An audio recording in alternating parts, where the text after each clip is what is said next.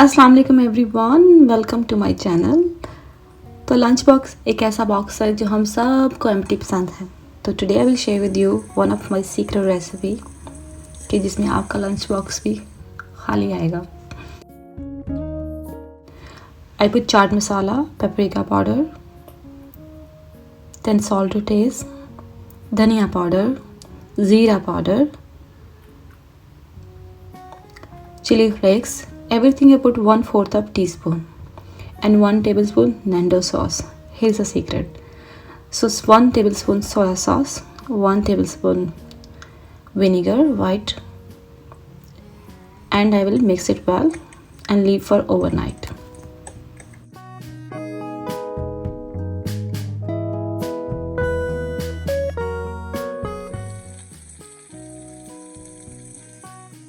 Both side को मैं 1 minute के लिए कुक करूँगी।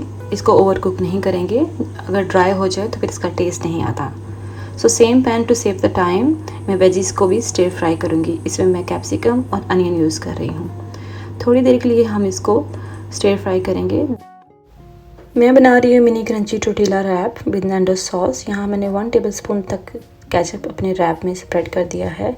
इसके बाद जो मेरा रेडी था चिकन और वेजी का मिक्सचर वो मैं ट्रांसफ़र कर दूंगी। मोज़रेला चीज़ को स्प्रिंकल करेंगी, बहुत ही कम मोज़रेला चीज़ ऐड करूंगी मैं, क्योंकि जो इसका टेस्ट है, उसका फ्लेवर है इसकी सॉस और इस चिकन में है। तो इसको बड़े ही एहतियात से और बड़े ही प्यार से मैं इसको फोल्ड कर रही थी, क्योंकि ये मल्टीग्रेन की रैप्स हैं। ये अगर आप इसको ज़रा सा भी जल्दी जल्दी में करने की कोशिश करो तो ये ख़राब हो जाते हैं।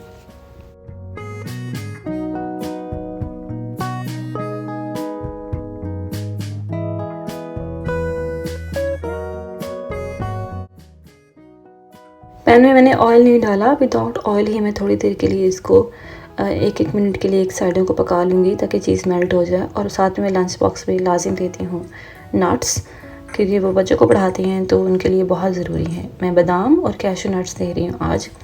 और इसके साथ अब जो मेरे रैप थे उनके मैं 2 हिस्सों में डिवाइड कर लूँगी। और ये इस तरह से इसकी शेप आई थी। ये बहुत ही खूबसूरत है दिखने में और खाने में बहुत ही ज़्यादा मज़ेदार बनते हैं। तो मेरे हस्बैंड ये लंच बॉक्स हमेशा खाली लाते हैं। तो ये रेडी था। कुछ मैंने वेजिस में कुकम्बर ऐड किया है। तो यहाँ तक था हमारा लंच बॉक्स की कहानी। अब शुरू होती है नेक्स्ट।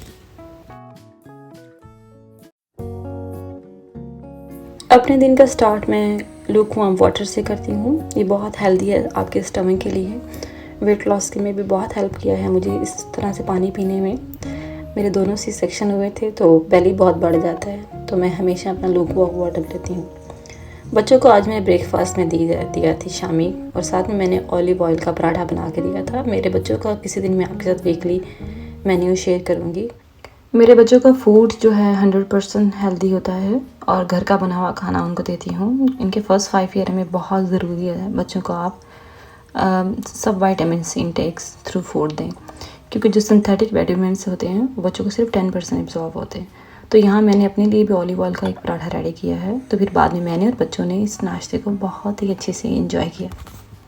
लास्ट होल वीक मेरे लिए बहुत बिजी रहा। मेरे एग्ज़ाम हो रहे थे और उसके साथ साथ एक फैमिली के लिए मैं शॉपिंग कर रही थी, उनकी बेटी की शादी की।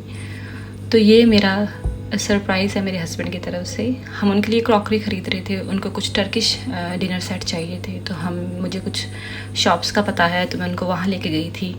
वहाँ से ये सेट मुझे बहुत पसंद आया। मैं बार बार उनको जब दिखा रही थी तो मैं कह रही थी ये इतना अच्छा है कि मैं ख़रीद लूँगी। तो मेरे हस्बैंड साथ में सुन रहे थे। उन्होंने ये सुना कि मैंने इसकी बहुत दफ़ा तारीफ़ की और ये दिखने में भी बहुत खूबसूरत है। तो हुआ कुछ इस तरह से कि जब हम गाड़ी में बैठे तो पीछे से मेरे हस्बैंड आ रहे थे इस बॉक्स को लेके। तो मुझे कहते हैं, मैंने कहा ये किसके लिए? कहते ये हमारे लिए। तो मैं बहुत सरप्राइज़ हुई। उन्होंने मुझे कभी आज तक सरप्राइज़ में डिनर सेट नहीं दिया।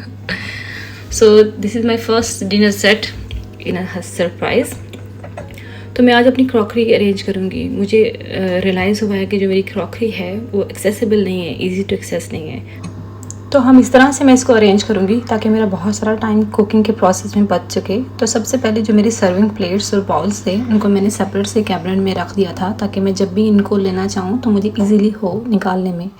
फिर बाद में जो मेरी 2 डिनर सेट, अब तो 2 हो गए, वाइट और बेज, इनको इस तरह से अरेंज करूँगी कि इनकी सारी प्लेट्स को एक तरफ हों और उनकी बड़ी प्लेट्स एक तरफ हों और सर्विंग ट्रे भी, ताकि जब भी मैं इनको निकालूं तो मुझे प्रॉब्लम ना हो।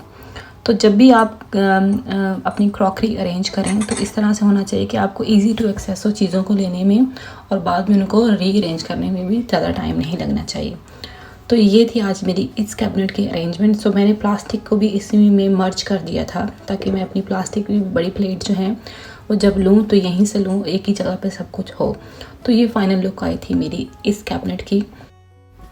जो मेरा सेकंड स्टेप था उसमें मैं कैटेगराइज़ कर रही थी अपनी सारी स्टोरेज बॉक्सेस को, और जो सारी मेरी बॉल्स थे स्टोरेज के, वो जो हम फ्रिज में मोस्टली यूज़ करते हैं और मैरिनेशन में, और स्टेनर थे, इन सब को मैंने अपनी एक किचन कैबिनेट में अरेंज किया है, ताकि मुझे इसको रीअरेंज करने में भी ज़्यादा टाइम ना लगे, और मुझे जब भी कोई स्टोरेज बॉक्स चाहिए हो तो ये सब एक ही जगह पर हों। और उनकी लिड्स को भी मैंने सेपरेट से एक बास्केट में डाल के एक ही जगह पर अरेंज कर दिया था।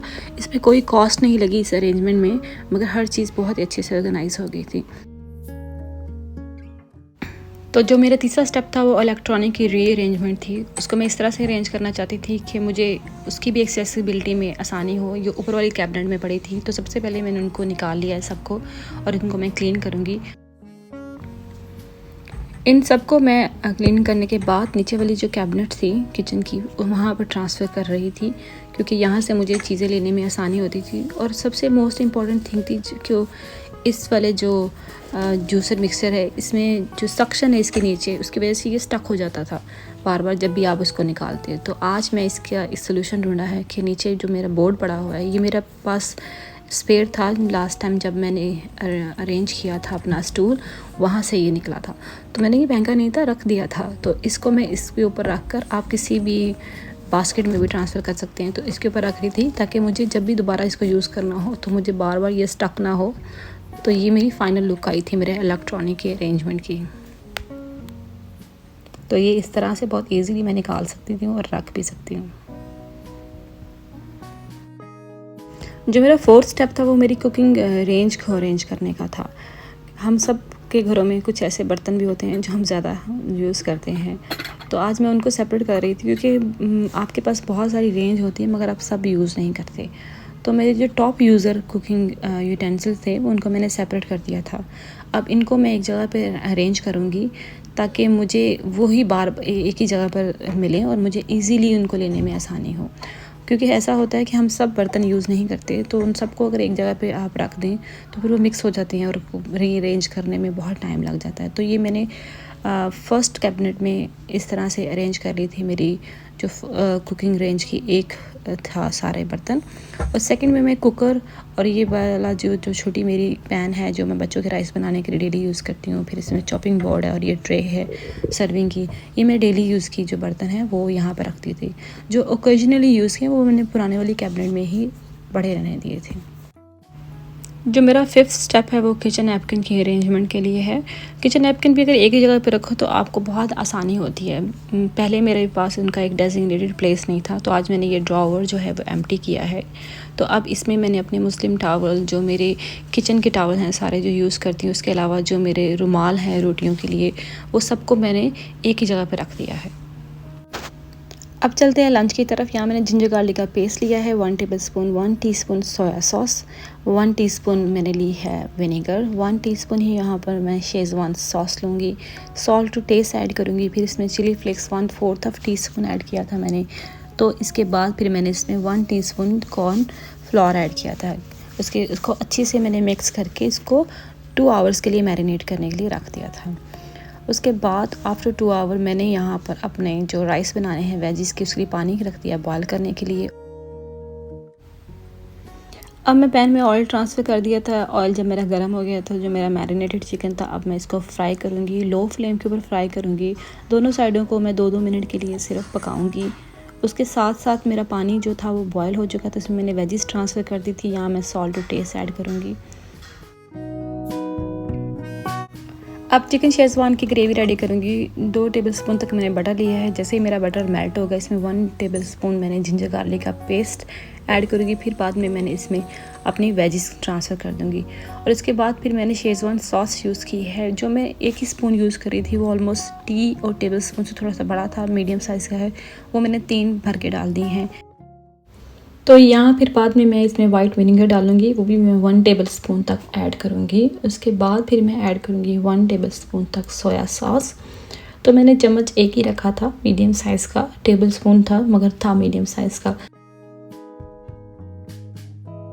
अब मैं इसमें केचप ऐड करूँगी, जो कि मैं 3 टेबलस्पून तक ऐड करूँगी इसमें केचप। वो मैं भर के जो टेबलस्पून है वो ऐड करूँगी। उसके बाद मैंने 1 टेबलस्पून तक भरकर ही हॉट सॉस ऐड की थी, चिली हॉट सॉस। फिर मैं इसमें सॉल्ट टू टेस्ट ऐड करूँगी। इसको मैंने कुछ सेकंड के लिए पकाया था क्योंकि इसको मैंने पानी डाल के भी पकाना था। यहाँ पर 1 कप तक वाटर ऐड कर दूँगी क्योंकि मैं ग्रेवी वाला बना रही हूँ तो इसको पकाएंगे। इसके साथ 1 टीस्पून चिली फ्लेक्स डालेंगे। तो फिर भी इसके बाद मैंने इसको कवर कर दिया था। 2 मिनट पकाने के बाद मैं इसकी वेजिस को चेक करूँगी कि ज़्यादा गली तो नहीं। तो मेरी वेजिस अल्लाह का शुक्र है क्रंचीज थी। तो उसके बाद मैंने इसके में गार्निश करूँगी। गार्निश में मैंने रेड चिली यूज़ की है। 1 टेबलस्पून तक यहाँ मैंने कॉर्नफ्लोर ऐड कर दिया है और इसको मैं मज़ीद 1 मिनट के लिए पकाऊंगी और ये रेडी था। अब हम सर्व करेंगे।